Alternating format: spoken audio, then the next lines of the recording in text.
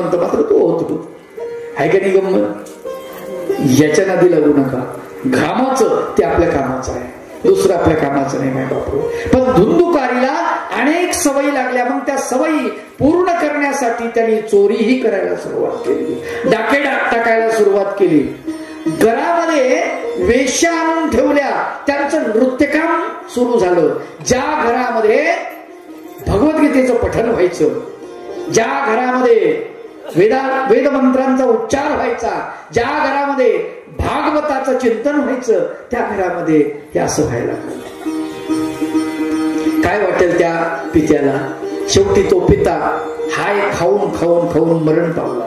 तो म्हटला तो ऋषी म्हणाला होता तेच बरोबर होतं, काही खरं नाही, विनाकारण मुलगा मागितला नाही आणि याची अशी अवस्था झाली. आता हा मरणाला टेकल्यानंतर याच्या गोकर्ण नावाचा जो पुत्र आहे त्याने सांगितलं बाबा मला तुम्ही आज्ञा द्या, आता तुम्ही देवाच्या दर्शनाला जाणार, मी इथे राहून माझं काही भलं होणार नाही. हा आश्रमामध्ये गेला काशीला. तिथे गेल्यानंतर तिथे ज्ञान अध्ययन त्यांनी केलं आणि उत्तम प्रतीचं अध्ययन करून चांगल्या प्रकारचा सुंदर हा संत बनला. कोण? गोकर्ण. आणि इकडे धुंदुकारी मात्र अनेक व्यवसायांनी तो वाया गेला. एक दिवशी राजाने त्याला पकडलं. पकडल्यानंतर त्याला दंड करणार म्हणून त्या घरामध्ये ज्या त्या स्त्रिया होत्या, आता आई समजून सांगायची. सुरुवातीला तिनं दापायला सुरुवात केली वडिलालाच. तुम्हाला काही कळत नाही, लेकर हे चालतच राहतं आणि लेकर असेच करते, आपण असंच करतो.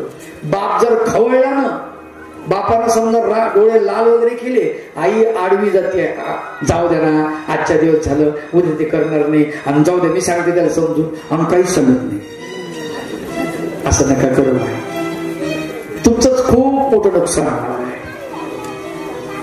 याच्यामुळं ती मुलं शेफारतात आणि पुढे वाया जातात. असंच झालेलं आहे. अनेक घरामध्ये असं झालं आणि घरं उद्ध्वस्त झाली. असंच झालं त्या धुंदुकारीचं सुद्धा. धुंदुलीनं आडवी आली पतीला, आत्मदेवाला सांगायला सांगू देत नव्हती, त्याला अडवायची. असं करता करता तो वैतागला. पुढे याला अनेक व्यसनं लागली आणि तो मरण पावला. मग घरामधलं कुटुंबाचा जो निर्वाह करण्याची जी गोष्ट आहे ती त्या धुंदुकीकडे आली, धुंदुलीकडे, त्या धुंदुकारीच्या आईकडे. पण त्याने काय केलं की त्या आईला आता ऐकायला, म्हणजे आईचंही तो ऐकत नव्हता. वडिलाचं ऐकलं नाही, आईचं कसं ऐकेल?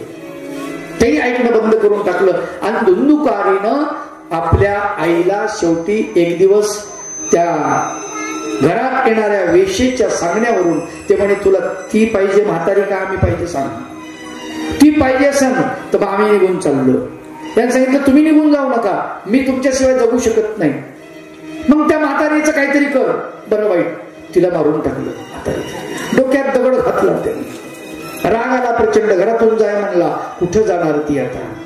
कारण पती मरण पावलेला, कारण त्या कपाळाची, पांढऱ्या पायाची म्हणणारे लोक समाजामध्ये तिला, विधूर स्त्रीला फार टोचून बोलणारी मंडळी असते. मावळत तिचं जीवन कठीण असतं जगणं. म्हणून ती काय करणार, कुठे जाणार? शेवटी तिला तो मारून टाकतो आणि घरातच पुरून टाकतो. इकडे राजाच्या नोकरांनी त्याला चोरी करताना पकडल्यामुळे मग आता हा आपल्यावर आळ येईल म्हणून त्या 4-5 स्त्रिया ज्या वेश्या असतात, नाचकाम करणाऱ्या वगैरे, आणि याच्याकडे जी संपत्ती जमा झालेली ती सगळी संपत्ती लुटून त्या घेऊन जातात आणि याला मारतात. तिथे याला नुसतं मारत नाही, त्याचा जीव जात नाही, तर याच्या तोंडामध्ये चुलीतले विस्तू असतो ना, तो विस्तू याच्या तोंडामध्ये टाकतात जिवंत आणि डोक्यामध्ये मार देतात. त्याच्यात तो गतप्राण होतो, तिथेच पुरून टाकतात त्याला आणि त्या निघून जातात, पळून जातात. अशा तऱ्हेनं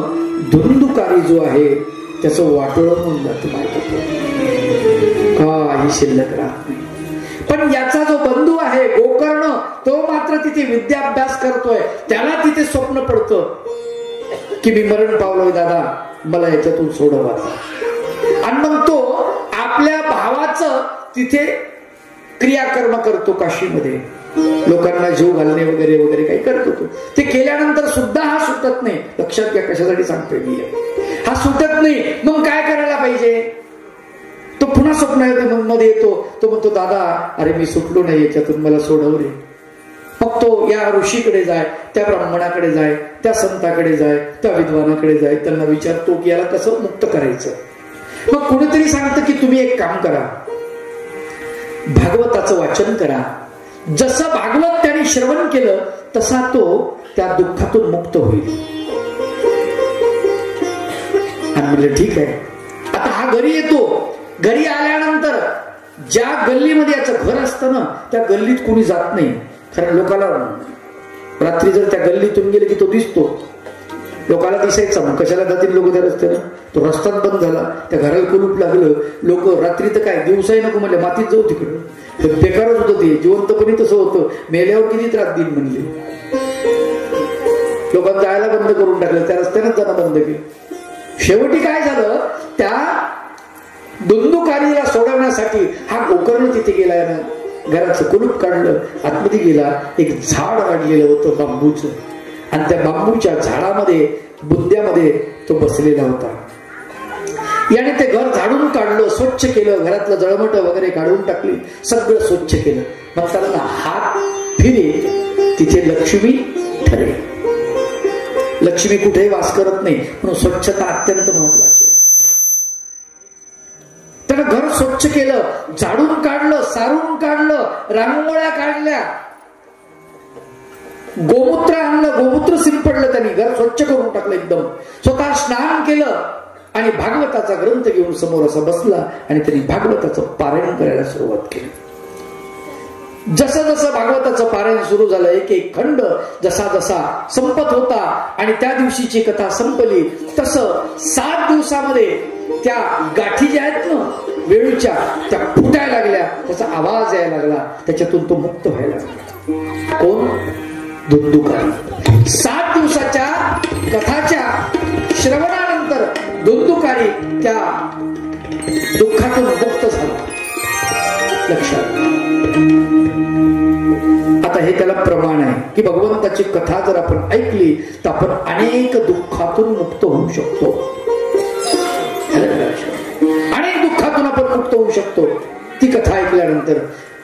पण मला सांगा, दुंदुकारी भूत योनीला गेल्यानंतर सुद्धा मुक्त झाला. आपण मात्र किती प्रवचन ऐका, किती कथा ऐका, आपल्यावर काही परिणाम होतो? होत नाही.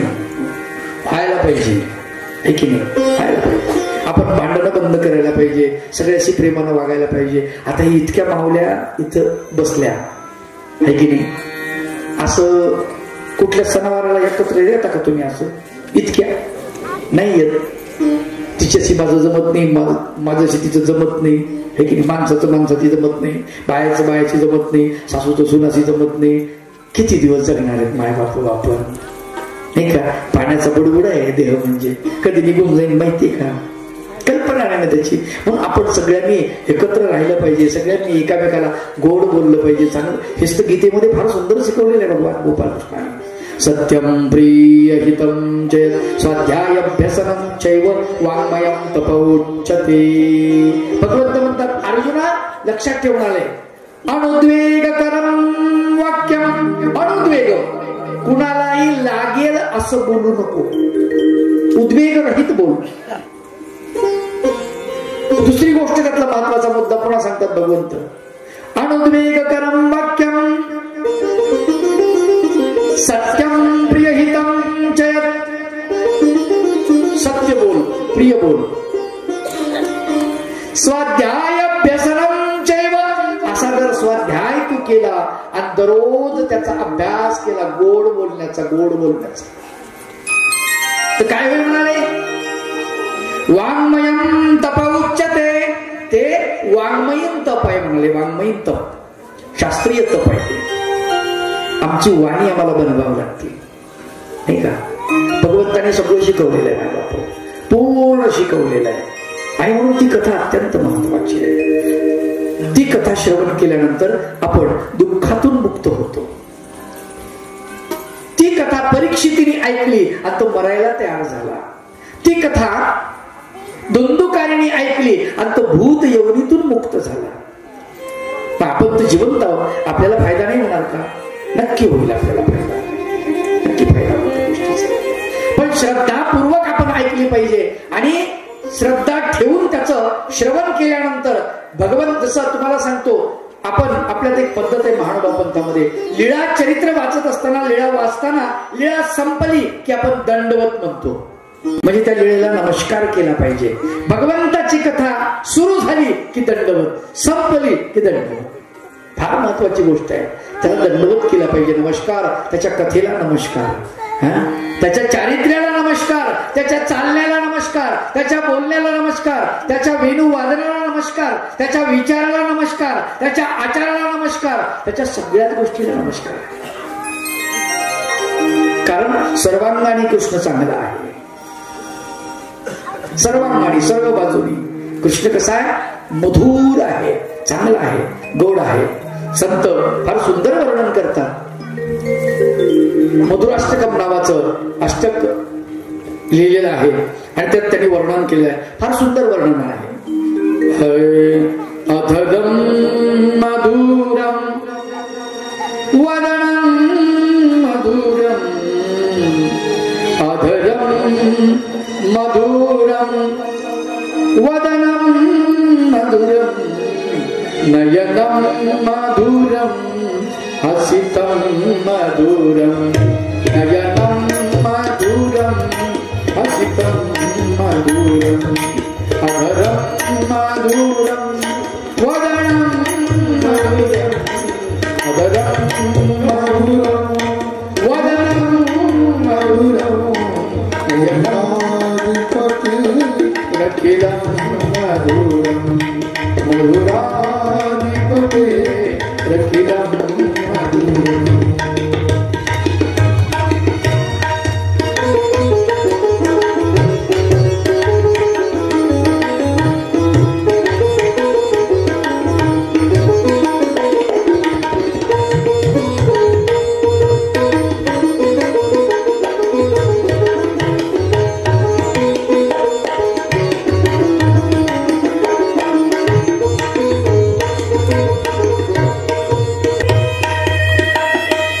वचनम मधुरम वसनम मधुरम, वचनम मधुरम चरितम मधुरम, वसनम मधुरम रम्यम मधुरम, चलितम मधुरम प्रमितम मधुरम, मधुराधिपते रखिलम मधुरम, मधुराधिपते रखिलम मधुरम, मधुराधिपते रखिलम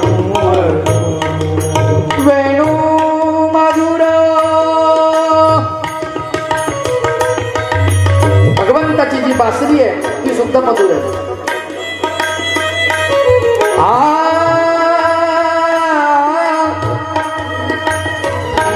वेणु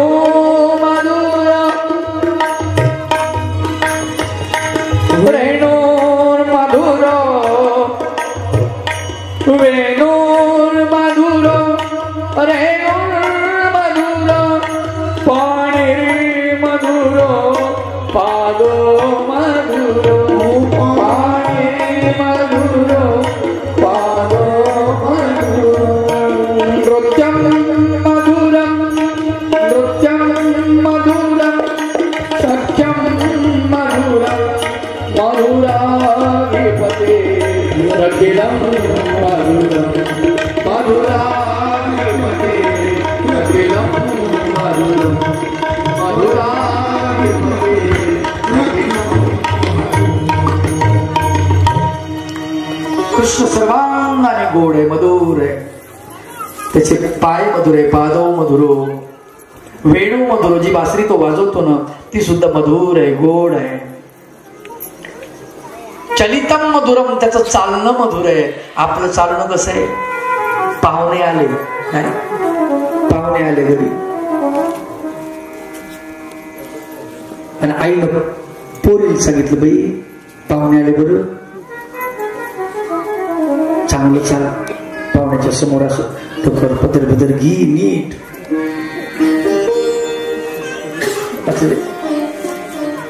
नवीन साडी नेसायला दिली, साडी नेसलेली नव्हती बिचारीला, घेतला चहा हातामध्ये, नीट जाय बरं का, दम दम दम दम दम पाय हातात गेले, घ्या. पाहुणे म्हणजे बापू अवघडच काम. आता आरवाची युग आताच. बाप म्हणे सांगतो नंतर, पोरग म्हणे पप्पा थांबा, पोरीच भेटत नाही, तुम्ही काय लावलं.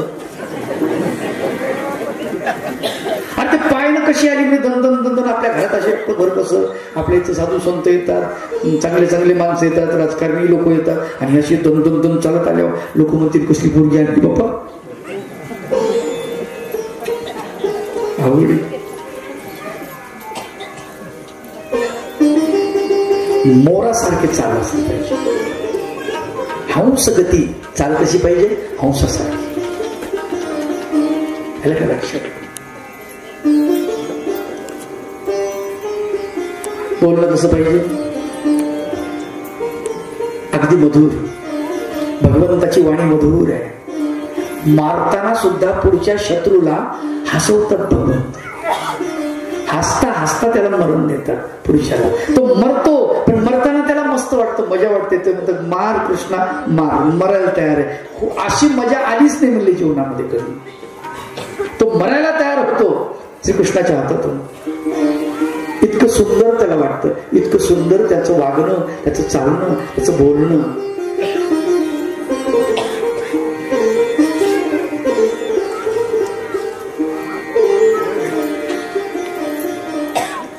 एका माणसाला 2 मुली होत्या, दोन्हीचं लग्न करायचं. आता असतं तर खपल्या असत्या पोरी, पण ते काळ जुना होता. जुन्या काळामध्ये लोक पोरीचा बाप न लावलाय हाल बिचारायचे, जोडे झिजून जायचे त्याचे. आता हा पाहुणे आले एकदम. आल्यानंतर आईने पोरी सांगितलं, ए तू बोलायचं नाही बरं, अजिबात बोल, तोंडाला मीठ, बोलायचंच नाही. आता दोन्ही पोरी चांगल्या गोऱ्या गोमट्या बिचाऱ्या सुंदर होत्या. स्वयंपाक केलेला, पाहुणे आले, चहा पाणी झाला, बसले पाहुणे. पाहिल्या पोरी जाताना येताना चांगल्या, वर्तन वगैरे चांगलं दिसते, वर चालतात. एक म्हणते हळूच काय पोरी बोलता येते का नाही, मुख्य आहेत का काय. बरं आता म्हणावं कस काय घर बालकाला, पोरी बोलता येतं का नाही. एवढं काही नव्हतं पहिल्या काळामध्ये. मग जेवायला वगैरे ते पाहुणे लय हुशार. जुने म्हातारा माणूस घेऊन जात जा, जुनं सोपं असते, लक्षात ठेवा. म्हातारे माणसाला लय कळते, पोराला काही जुन्या गोष्टी म्हाताऱ्या माणसाला माहित असते. म्हातारा होतं त्यांच्यामध्ये जास्तीच. ते म्हातारे आजोबा काय पोरी मुख्यात का काय, कन्नू, अरे हवा कन्नू म्हणलं कसं जमन. आता शोधून काढलं, तुला आणलं त्यासाठी. थांब, म्हातारं जेवण करता करता, अरे बाप काय मायच्या भजे झाले म्हणे.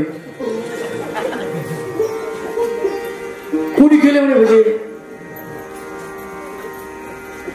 मुलगी वाढता वाढता तिकडे चालली. माईनं तिचा धरला हातात, बोलायचं सगळी मरायला म्हणा बोलशील. तिला मागं ओढलं, तिच्या लक्षात आलं बोलायचं नाही, गप्प बसली. म्हाताऱ्याने डाव फसला काय आपला. म्हाताऱ्याने कोडी तर लय जबरदस्त झाली. कोणी केली बाबा म्हणे कडी. आता दुसरी तिला काय माहिती, ती गेली म्याच काही म्हणे. क्या म्हातारा म्हणतो पोरायला पसंत आहे का असं. आता दुसरीनं गप्प बसावं, ती म्हणते बोरू नको सांगितलं, बोरलीस काय म्हणे तू.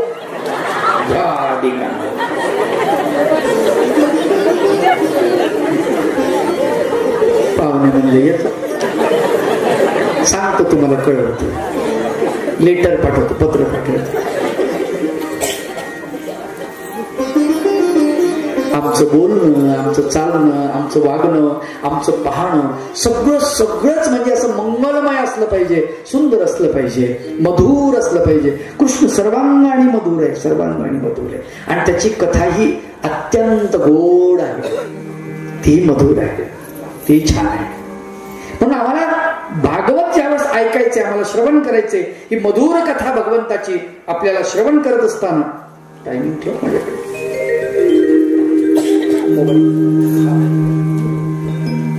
भागवत कथा श्रवण करत असताना आपल्याला तुझे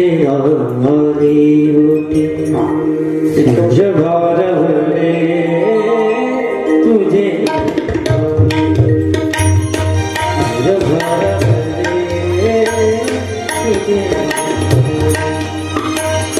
सतरंगी बायंगी सतरंगी बायंगी मन तुझे आले ओठी सुरभारा बोले तुझे नाव आले ओठी सुरभारा बोले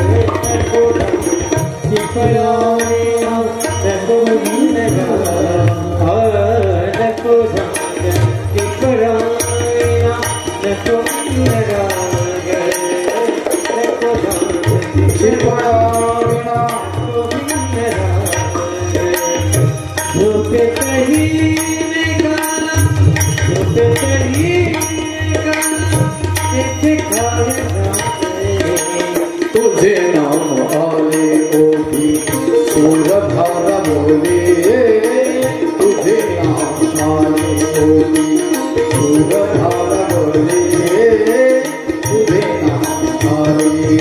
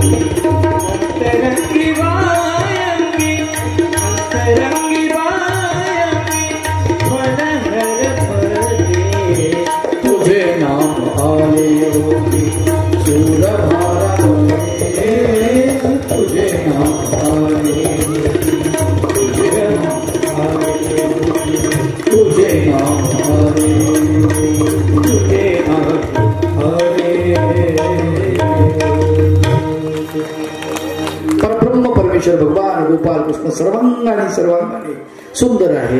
एका अंगाने आपण आपलं एखादं अंग चांगलं असतं. तसं तुम्हाला सांगतो, माणूस पाहायला जर चांगला असला तर त्याचा आवाज चांगला नसतो, आवाज भसाड असतो, दर्शकाईने नाही. दिसायला तर खूप चांगला दिसतो पण आवाज बेकार. लोक म्हणते आवाज लय बेकार आहे नाही. आवाज चांगला असेल रूपानं चांगलं नसतं. यावं देव सगळंच कसं देईन सगळ्याला नाही का.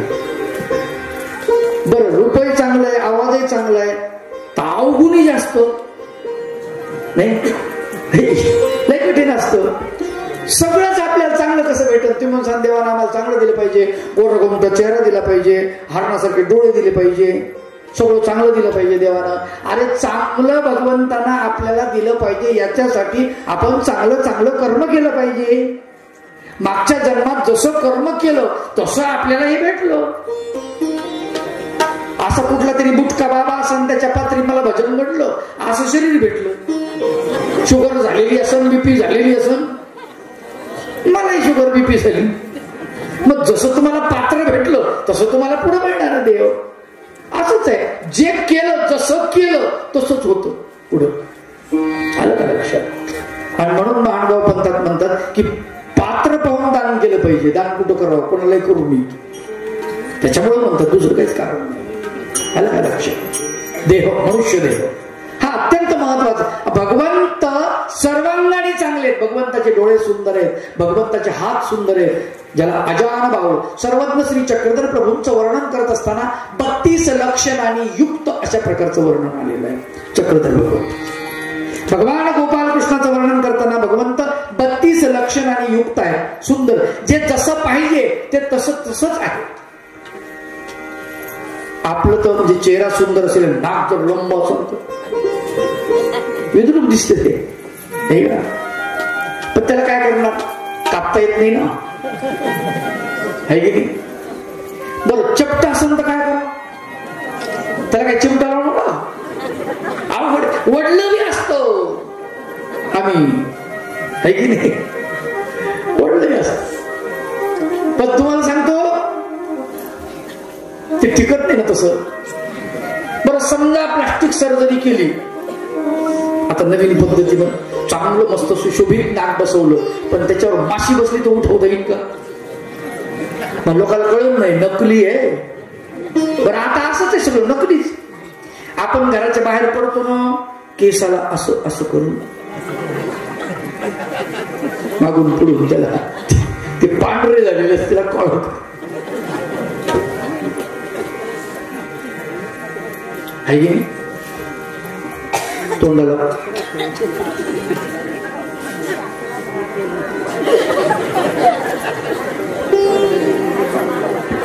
अवघड. मला सगळं किती सजवायचं याला. आणि इतकं सुंदर दिले ना देवानं आपल्याला, खूप छान दिले. आता तुमचे चेहरे पहा, याच्यात उद्या पुढं युट्यूबला आलं ना हे कार्यक्रम, तेव्हा पहा तुमचा चेहरा पहा, एवढा चांगला दिसेल तुम्हाला. का? तुम्ही हसू राहिले. हसल्यावर चेहरा चांगला दिसतो. खूप चांगलं दिलंय आपल्याला देवाने. फक्त आपलं आतलं आहे ना, आतलं, त्याचा उपयोग आपण चांगला केला पाहिजे, है की नाही? तो जर चांगला उपयोग केला तर तुम्हाला सांगतो आपल्या आतमध्ये सद्गुण बी आहेत आणि दुर्गुण बी आहेत. दुर्गुण टाकायचे, सद्गुणांचा सांभाळ करायचा, सद्गुण वाढवायचे आणि सद्गुण प्रगट करायचे. मग बघा तुमचा चेहरा फॅरट लवली लावायचं काम नाही, विकोक्टर मध्ये लावायचं काम नाही, बोरोलिन लावायचं काम नाही, बोरो प्लस लावायचं काम नाही. ते काहीतरी म्हणतात त्याला, काय करतात ना जाऊन ब्युटी पार्लर मध्ये, ते सुद्धा करायचं काम नाही. आहे का काम? असं इतकं असलं तर तुम्हाला सांगतो केवढा चेहरा खोलतो माणसाचा, काय प्रसन्नता येते माणसाच्या चेहऱ्यावर. बरं आता तर इतकं अवघड झालंय, आपला बायोडाटा चाललाय, बायोडाटा. आणि त्याच्यावर मुलाचे फोटो, मुलीचे फोटो ते इतके फ्रेश केलेले असतात. आमचे अवघड माणूस आहे, एक डाग ठेवत नाही त्या फोटोवर. मी म्हणलं भल्या माणसं काय तुझ्या फॅक्टरीमध्ये बगर डागाचेच माणसं येतात, असे कसे फोटो काढतो? ते पण बाबा सांगितलेलं असतंय तसं.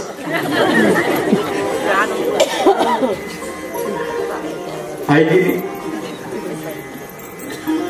एक लग्न करून बायको घरी घेऊन आलो. आता झटपट आहे सध्या. आता पहिल्यासारखं 3 दिवस लग्न, ते वरात, ते काय, ते मांडव, हे ते काही नाही. आता एका दिवसात सगळं इकडून तिकडं सुकडा साफ. सकाळी लग्न, संध्याकाळी जोड. इतकं अवघड आहे. तिकडे आपण जाऊ नये, पण गोष्ट अशीच आहे. इतकं फास्ट व्हायला लागलं, इतकं फास्ट कळत बी नाही. बरं आपल्याकडे एवढं तरी बरं आहे. विदेशामध्ये इतकं कठीण झालेलं आहे. एक बाई विदेशामध्ये आपल्या पती मेला होता, त्याच्या त्या समाधी बांधलेली, त्याला वारा घालत बसली.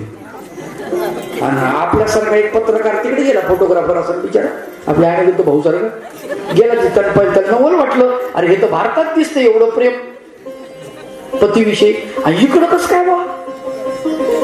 त्याने विचारलं थोडं थांबून, आई म्हणे एवढं कसं काय मावशी काकू ताई, हे इतकं कसं काय तुमच्या पतीवर प्रेम.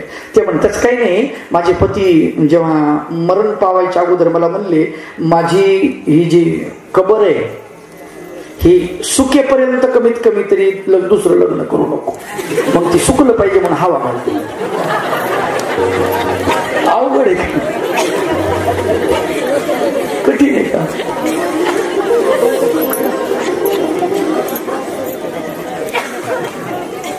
इतकं आपल्याकडे तरी बरं आहे, तुम्हाला सांगतो आपल्याकडे लई चांगलं आहे. तरी एक माणसानं लग्न केलं, घरी गेला, आणि घरी गेल्यानंतर मग आता संध्याकाळ झाली, रात्र झाली, आणि ते नवरी नवरदेव एका खोलीमध्ये कोंडले बाहेरून.